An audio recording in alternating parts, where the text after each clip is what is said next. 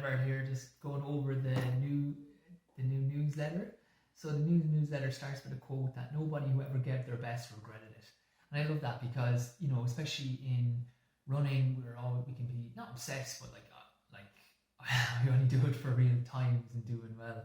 But no, I do it for health as well. But that's a big thing where you're thinking like I'm around like 14:00.2, so it's like I want to really run 13 minutes for the 5K, so you can be obsessed with it. But the only thing is, and you think, oh God, I'm putting a lot of effort in, but when you look back, you never regret the effort you put in, irrespective of the result. If you gave your best, you gave your best, and you're actually happy with that effort. So even if it doesn't work out for you, you're like, there's a lot of things to gain. There's a lot of positives, and there's another thing I always like. I don't know why this is instilled in me, but I really like it. So another bonus quote for you here. It's not on the thing. It's like, and I'll use this as a quote in the future, so you might hear this again. It's like, every failure brings with it the seeds of an equivalent or bigger success. And I really like that in just life in general, because if you try something and you give it your all, even if that doesn't work out, the amount of times that leads to something. So like the first ever time I ran a Pilates course, it was when Pilates wasn't, like this was in 09, 08, around then. Like it could have been maybe 3-4 years till when I ran the second one, because we had 2 people. And it was grand, but it wasn't that lucrative. Say there's only 2 of us, me and then 2 people. But I put loads of effort into that course.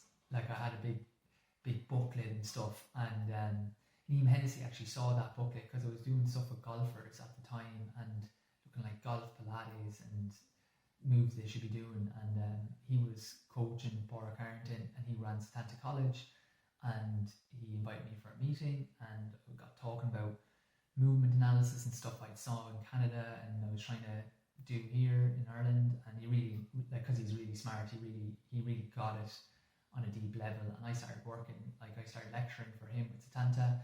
That led to my job with LIT. So even you look at it, it's like, oh well, that Pilates course or that fitness course was a waste of time, didn't make any money, and there was a lot of effort. That led to a massive thing, and that's just one example. So you don't know what one thing will lead to another. So every failure leads to every failure provides the seeds to an equivalent or greater success. So I always like that, because you don't know, one thing kind of leads on, and if you give your best, even if the result doesn't go your way, you'll be happy when you give the effort. It's more when you don't try and you always wonder what could have been. So that's just the quote this week. Then the infographic is about napping. Now, George says I'm a bit too obsessed with this, but I absolutely love naps, love them. So again, I'm a little bit biased on things I show, but so we looked at the effect of napping on alertness, cognitive and physical outcomes, and they found that between, we'll go through it, but I think it was, how long did it take for a nap? 30-minute nap at 1 p.m. I usually try to be, definitely up by 2 o'clock. We'll talk about the practicalities that improved all of those things. And there's a good book by Daniel Pink called When, and it shows that there can be a 20 to 30% reduction in productivity and cognitive ability in your slump. So most people are he calls them morning larks. So you're productive in the morning, you have a slump in the middle of the day, and you have a rebound that you get better in the evening. And then other people are night owls, they're very productive in the night. They have the rebound in the morning because they've had a sleep, and then they still have a slump in the middle of the day. But if you had a nap or a meditation, it found that negated the slump that people had. And I find that especially true when I was doing the PhD or whatever. I always get a nap, honest to God. And people say, oh God, that's lucky you have the time. I'm busy. But what you do is I can eat a sandwich within, a bit of trout, lettuce, tomato in 2 pitches, bang, eat those within 2 minutes. You have them prepared the day before, have that eaten 5-10 minutes max. it's a 40-minute lunch break you have or a 30-minute lunch break, there's a 20-minute window there. Like, you can be efficient with time and get things done. Like going on Facebook, something, these are like 5-10 minutes where if you just lay down, close your eyes, and make a massive difference. Okay, so the next thing then is there's 8 tips to nap wisely. Okay, now I have my own ones, so they're there with the science, and it was by Samuels 2019. So I have my own ones I'm just going to share with you. So the first ones I do is I always don't nap after 2 p.m. It'll affect your circadian rhythm. So try nap that you're waking up at least the latest be 2 o'clock. Ideally, if you can get it done before 1 o'clock, like kind of between 12:30 to 1, that's money. When you are napping, they say between 15 to 30 minutes. I think you can go between 15 and 45 minutes. Is that okay? That seems then to not affect your sleep patterns that night. So that's what I do. I'd always have max 45 minutes, and that actually, especially for athletes, if you have the time, if you can get between 30 and 45 minutes, you're laughing, because you start to produce growth hormone again. So if you've worked out in the morning, like I'll get up early. It depends on if you're in control of your own schedule, but I get up early and start work, and then I'll work to like say 10:30, and I'll go for my 10:30, and then I'll go for my run straight away. I'll do my run, I'll come back, shower, something to eat. Like I always have a spinach smoothie, so spinach, protein, bit of almond milk, it's vanilla protein. Blend that down the hatch with that. Then my shower. Come back in. Then you might, like, depending on the time, then it could say if you're going for an hour, it could be like 12 now. You could have your dinner then if you wanted, or you could go for your nap and then have your dinner later. And as I said, I always I don't cook every day, so I always have like my lunchbox, so it's only cooking every second day, say. So just that saves me time there. That's like half an hour there, saved every second day. Go for your nap, then maybe have your lunch, and then start work again, and I'm fresh. So I'd rather start earlier.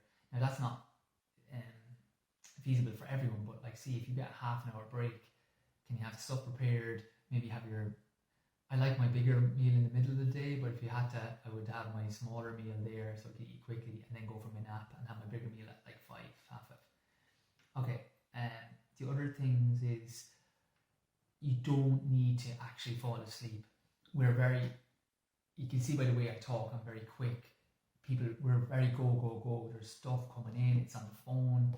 I got another phone there, you got your, like, everything's go. Everything is go. So it's very up-regulating. Your nervous system's go. The idea of a nap isn't to sleep. The idea is to down-regulate your system and kind of just reset it again, like kind of turn it off and on your phone. So all you have to do for that is like lie down, close your eyes, and just, I like put on a podcast a lot. Like I put on one, I listen to like Game of Thrones reviews, something that I actually do not care about, but is mildly interesting to me. So I can listen to that, and then all I'm doing is like I place my hands on my stomach, and I'm just taking breath, breathing in through my nose, and just focus on the breath to rise in my stomach and closing.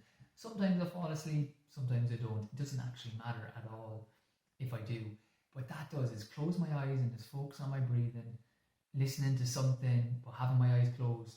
And I'm listening, but I'm eyes closed, breathing, and I'm really not caring what's on. And I've had my timer on, so I'm not worried about like falling asleep. Do that, and then timer goes, and loads of times then I'm like, God, I didn't feel I was asleep, but I couldn't tell you what they were talking about. That happens nearly a lot. And then there's other times I'm just restless there, but I just keep my eyes closed, try to stay breathing, stay listening to something. Or if you are wrecked, what you could do is just don't have any music on, just focus on the breath, and if you fall asleep, you fall asleep, and if you don't, that's perfect. You've down-regulated your system, you're ready to go again. You've kind of done a mini meditation. And they sometimes say you can do, it's called a nap latte, so you have a coffee, then go for your sleep. So when you wake up, you're going to be groggy. I just accept you're going to be groggy for like 10, 15 minutes, 30 minutes. Your body gets used to it very quickly. Like I'm not that groggy anymore, you know, like I can get out of it very quick. But for some people it takes a while. I would just say persist through that. Especially if you're not a great sleeper at the night time, you will probably be a bit groggy, but it's needed. Great. Yeah, they're the ones I do. So no more than 45 minutes. If you can do it before 1, brilliant. No later than 2. Just close your eyes, concentrate on your breathing. You can listen to something. It's just about down regulating. Don't beat yourself up if you never fall asleep. It'll take a good while to get used to it if you haven't done it. Really recommend it, especially if you're doing stuff that's productive. That was a chair. I was moving it. Especially if you're doing stuff that is like thinking wise.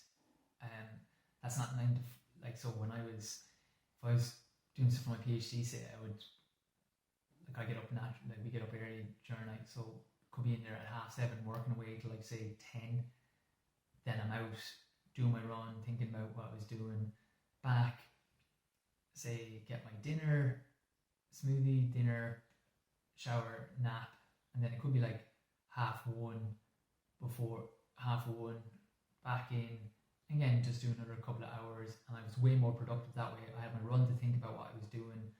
I just get it down, as opposed to I used to see people who do I do mine part time because I work obviously as a lecturer and Pilates and physio. But they would just be in the office like 8 to 5, and it's not like you're not down a mine. Like it's not just dig a hole, and the longer you spend on it, the better. It's like it's actually like thinking work, that way. So if you get something good in an hour, that's brilliant. And I always would set deadlines as well. Like the amount of people, if you have till 5 o'clock to do something, 8 o'clock will be faffing. If you even wrote out the next week, the morning, the night before, what you have to do, come down, you can get straight into it. You're not getting frustrated then. Even subconsciously, your brain can be working on it the night before so that you can get straight into it. Have it written down specifically what you're doing. Don't check your emails, don't check anything. That's other people's, that's what other people want you to do for the day. You do your own work in the morning, then you check your emails, say in the afternoon or whenever. Like you cannot wait. And if you can't wait, that was their issue. Like you need to give more than 24 hours notice for something, or they'll find your phone if they need to. Then you work on that. You get your productive work done.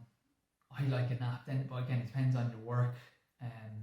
But you're way more productive. And again, have deadlines that I knew I was leaving at 10.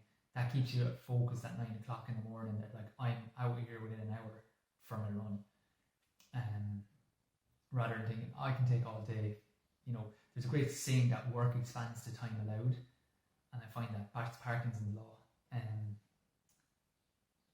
So that was naps and then a bit of a rant.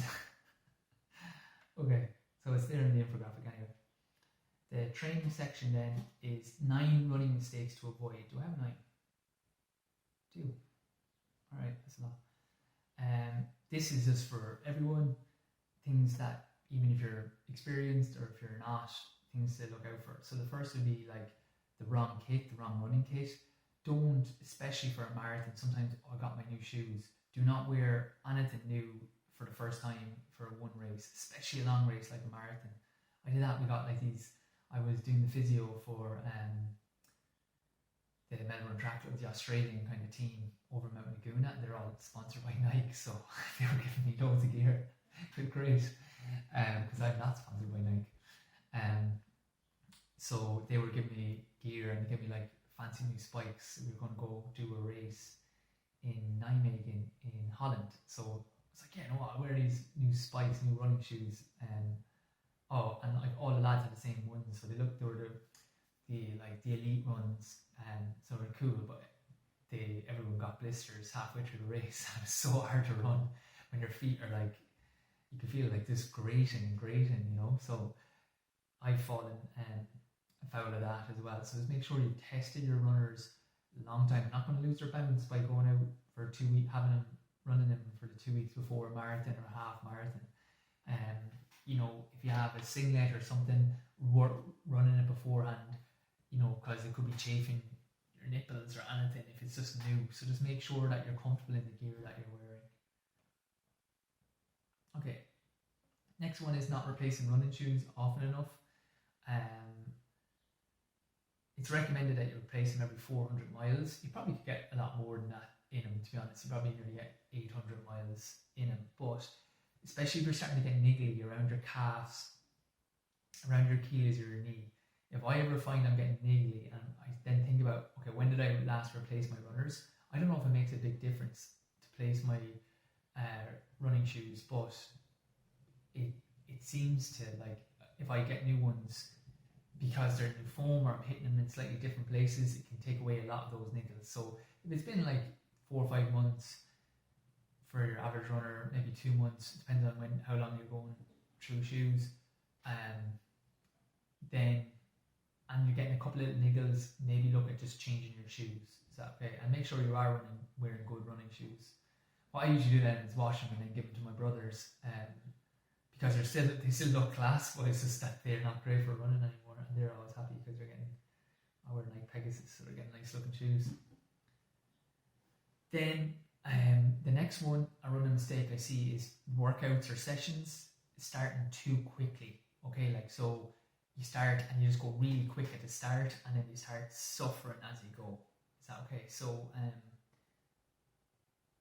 basically, Brian Maher had a good one where he was training. He's like, if on the first rep it feels like it's the right pace, you're going too quick. Is that okay? So if you're doing a 5k session and on the first rep it feels like 5k pace, it feels like, oh, this is the effort I put in for a 5k, you're probably going too quick. It should feel easier than that, because in a race you shouldn't be feeling flat out at the start anyway. So, you know, he also had a good one. I don't know if he came up with it, but he top another one. He says the one he did say was run the first half. I don't think he came up with this, but he sent it to us. Run the first half with your head and the second half with your heart. A lot of people go out, especially running for Ireland. Jesus, like sometimes it's only a vest. Like lads think, oh, you can go for, you can't. Your body's your body. Just don't. If it's a big race, don't think I'll just run like the clappers, or if it's a session or workout, I'll go really hard at the start. Go steady into it, get used to what you're doing, and then you can pick it up. That's so much better than going super hard and then dying at the end. Is that okay? So a lot of things are like even splits. Get used to being relaxed at the start and then building into it. Is that okay? And even if the splits are the same, you can just try to feel a bit more relaxed at the start. So that's one thing I usually see amateurs make, or people in races, to go out way too hard and then aren't able to hold that pace at the end rather than coming home quickly. Okay. Do you know what I was smiling at? Yeah, it's not in the race. It was Seamus Power, actually. He's a really good runner. He won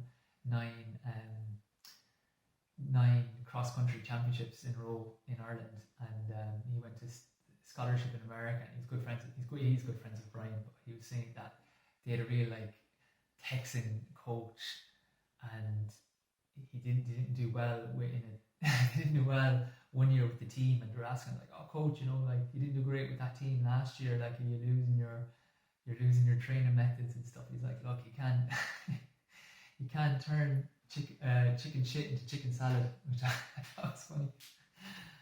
Oh god. Okay, so you can't turn chicken shit into chicken salad. The next one then is number 4, which is increasing your distance too quickly. Okay, so you up your mileage way too quickly. I would go for your total mileage and your long run. I'll do another one on this, but people's long runs are just like bananas. Your long run should be max a third of your weekly mileage if you're getting ready for a marathon. And I would like it a quarter of your weekly mileage, mainly. But I like it up to a third, especially as we're getting closer.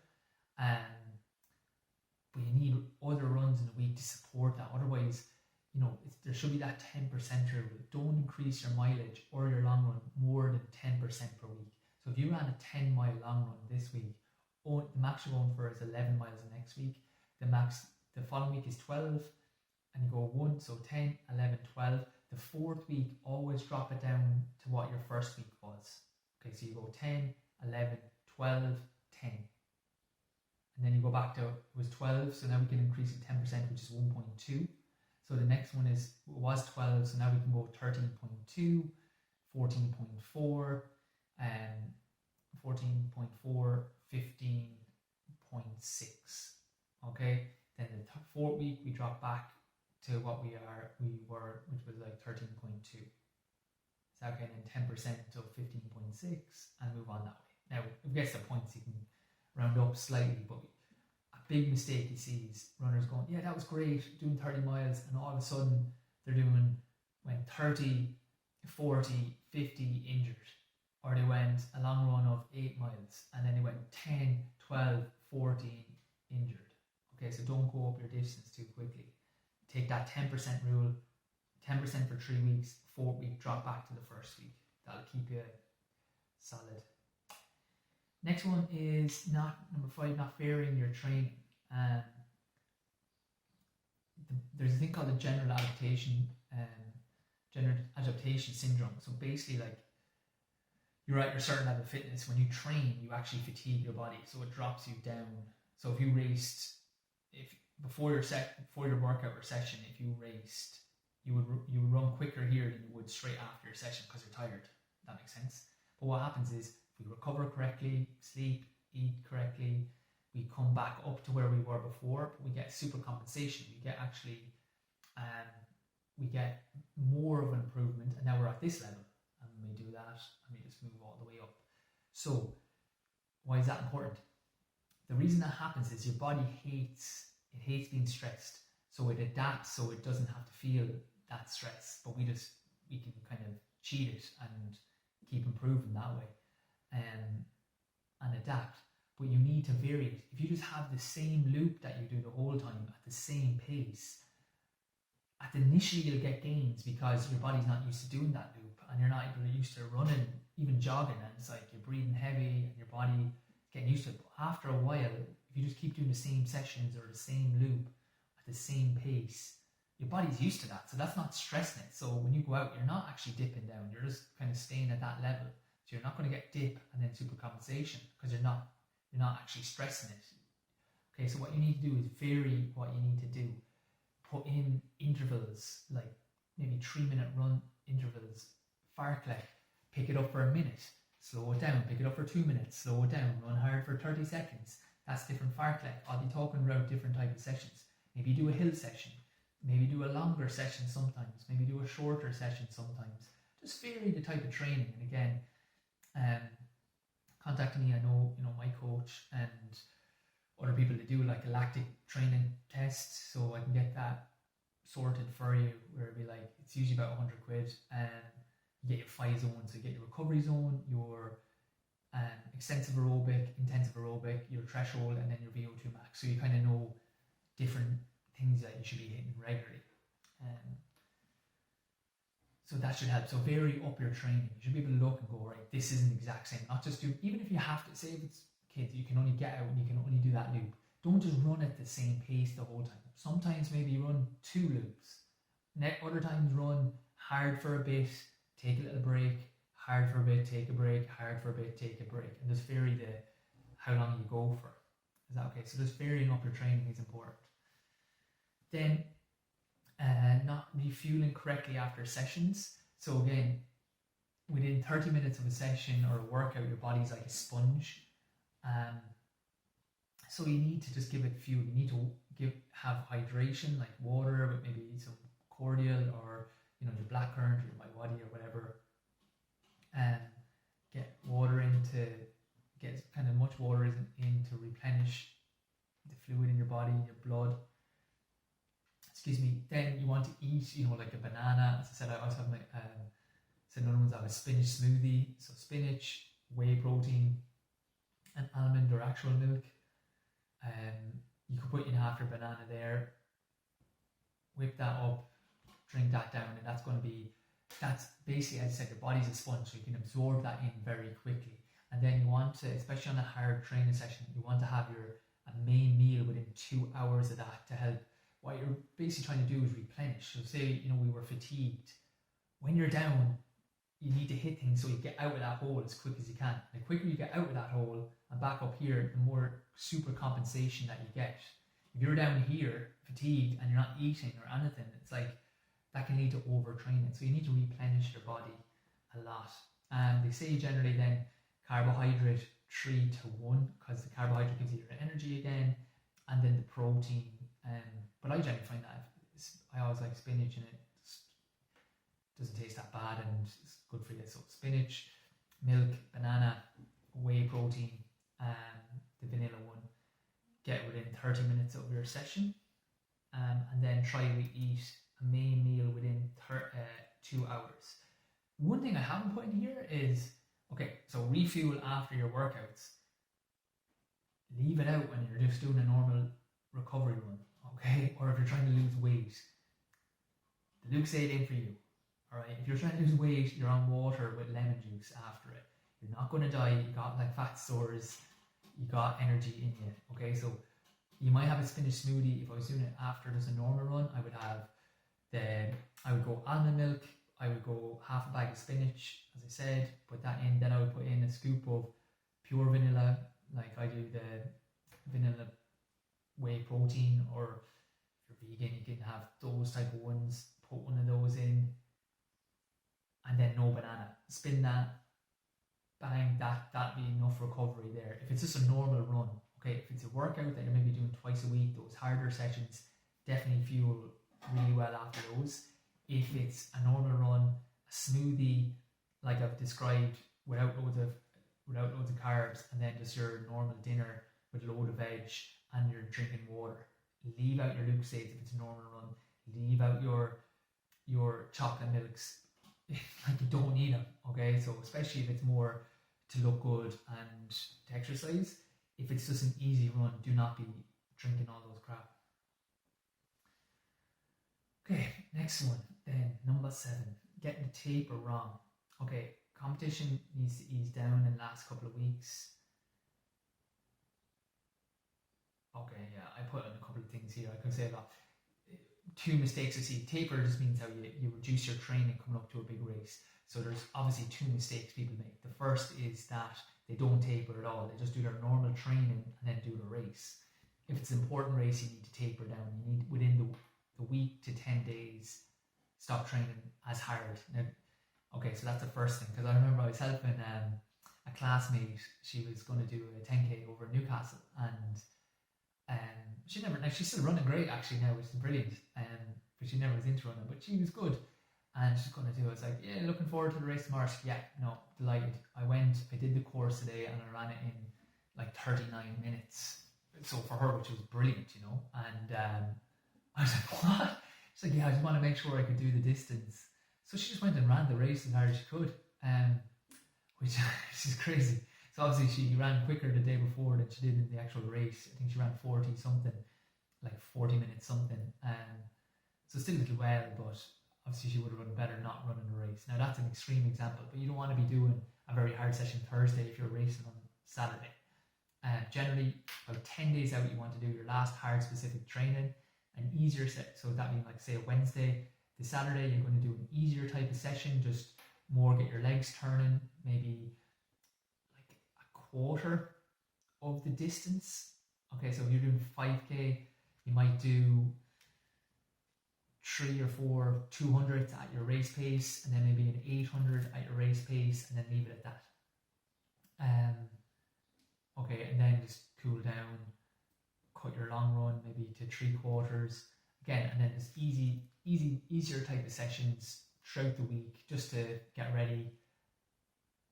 I always take the rest day before the day before, but not many runners do that now. Most people, they do like 4 strides the day beforehand, so they'll do a warm up, 4 strides, and then leave it and do the race the next day, and they'll take a day off. So if they're racing Saturday, they would take the day off Thursday, do a warm up with 4 easy strides Friday, and then race Saturday. I actually do it.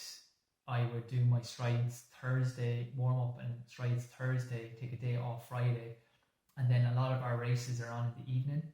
Even if it was like 1 o'clock, 2 o'clock, I would go out in the morning for like 5-10 minutes just for a shakeout, just get my legs moving.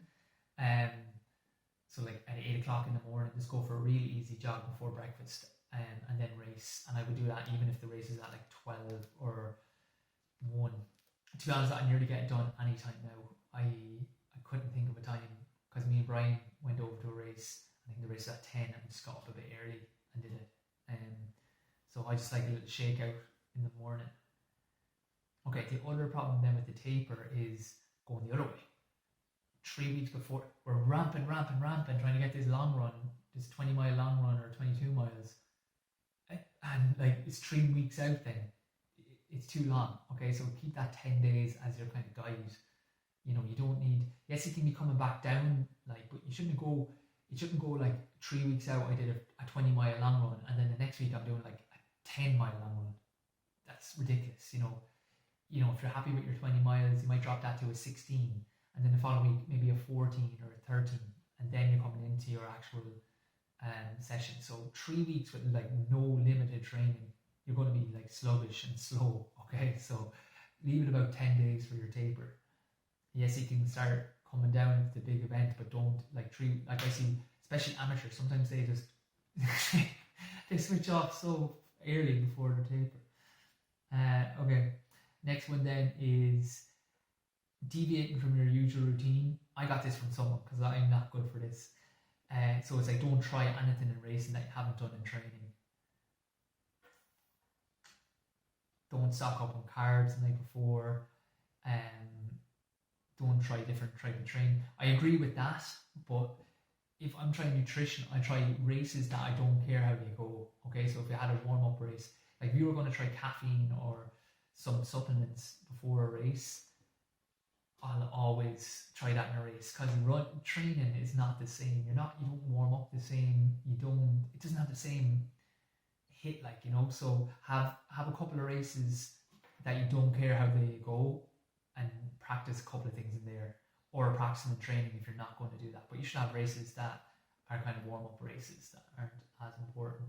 Okay, so yeah, don't try crazy different things like loads of energy gels and you've never tried it in training. Now that's something I do agree with. Like on your long runs, especially for half marathons or marathons, half marathon you can get away with it. I think, you know, be practicing taking in water, be practicing taking in energy gels, because that stuff actually is tough to get used to. Okay, so you want to make sure that your stomach is used to doing that earlier before the race. And then the last one is don't like being too tense, being nervous about it, because it's, say if it's a marathon especially, or a half marathon, or it could be a 5k and you've been building it up in your head, or if you're actually like elite runners as well, there's a big thing, you want to get time. You know, I've been running now for a long time, and I've ran good when I'm nervous, and I've ran good when I'm relaxed, and I've ran crap when I was nervous, and I've ran crap when I was relaxed. What you realize is when you are fit and ready, generally you're going to run well. Okay, and how you think about it makes really no difference. I had a coach one year where he was like, "Oh, it's all in your head. That's why you're not running well." And I totally believed it. I was like looking in a mirror, going like, "You can do it." I was writing stuff on my shoes because he said he used to do that. Like the times I wanted to run, I ran like a freaking donkey all year, like a donkey. Oh God! But it was actually the best thing that ever happened to me, because I used to get really nervous for races before that, and do well. Like, but like when you run badly, you realize nobody cares. Like I've been threatening to write a book for a long time, called "No One Gives a Shit." Honest to God, like I'm not a sports psychologist, but a sports psychology book of like, you know, people like, "Oh, what do you do for nerves?" Like, look, no one gives a shit. Like your family still like you if you run bad, and your friends still like you, and if they didn't, they're not really your friends. So yeah, I must write that somehow. I just don't. It's sitting down to. I've written a book on mechanics and stuff.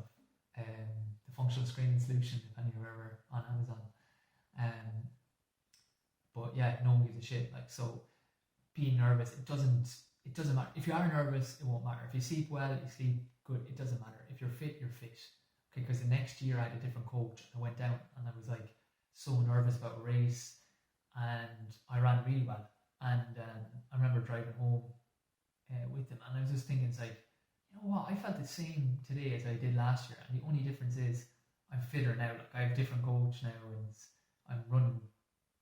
The training is better. Like, so again, if you're fit, you're fit. If you're not, you're not. It doesn't matter if you're being nervous and again, it's like I said at the start, you know, if you give your best, you won't regret it. Like, even if it doesn't go great, I've had so many races go poorly. You just get on with it. The next day, don't let the victories go to your head or the defeats go to your heart, and you'll be fine. You give it your best. That's all you can do. You can literally just give it your best. It will, if you persist, it'll go well. Like, it will go well eventually. Definitely. If you're doing the right training, you're putting in the effort, if it's your body shape, if it's anything, if you just keep doing the right things, it will go well. There's no doubts about that. It's just, it can take time. You can get setbacks. My God, this is super long, this one. Anyway, I did another one of these. It was like 10 minutes. All right, the next one is the avoiding injury section. 3 things to do to keep your back healthy. Okay, the first one is take regular breaks from sitting. Okay, so things you can do for this would be stand up, squeeze your bum, turn, or just reach your arms overhead like that. Reach. Get up, go for a walk. Micro breaks are seen to, you'll see it in the video, like if people don't take those breaks, back pain just goes up and up and up to the end of the day when it's like, 50% worse. Where if you get breaks, it kind of just goes like that, and it's the same at the start of the day as it was at the end of the day. So just getting up, stretching your back. If you're in an environment, right, this is one I actually worked on recently.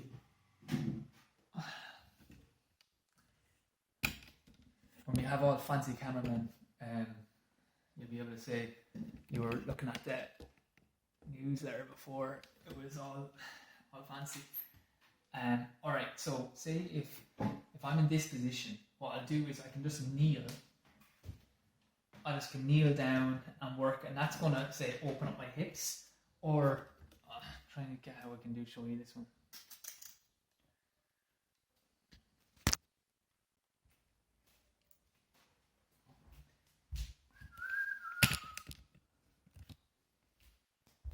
Half an hour in, I wonder how many people are watching this. Okay, so what you can also do, say if I'm working like this, hips get tight, drop down like that, and I'm still working away, but I'm stretching that hip. Okay, so from the outside it doesn't look like it's any different. Work. Then I can just turn, so I perch on the outside, put that leg back. At least that's changing my back position. So rather than being here, get my hips tight, rounding, go to the edge, put one leg back and get a nice stretch on that hip. Put the other leg back, get a nice stretch on that hip. Is that okay? Or come off, if you can, kneel, and then at least you're getting a break. It's not as good as the other way, but it's a start.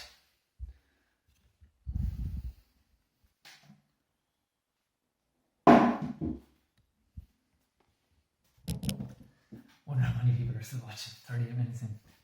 Okay.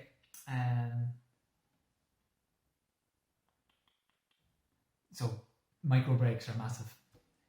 Put something in the lower part of your back as well. I'll go over that again.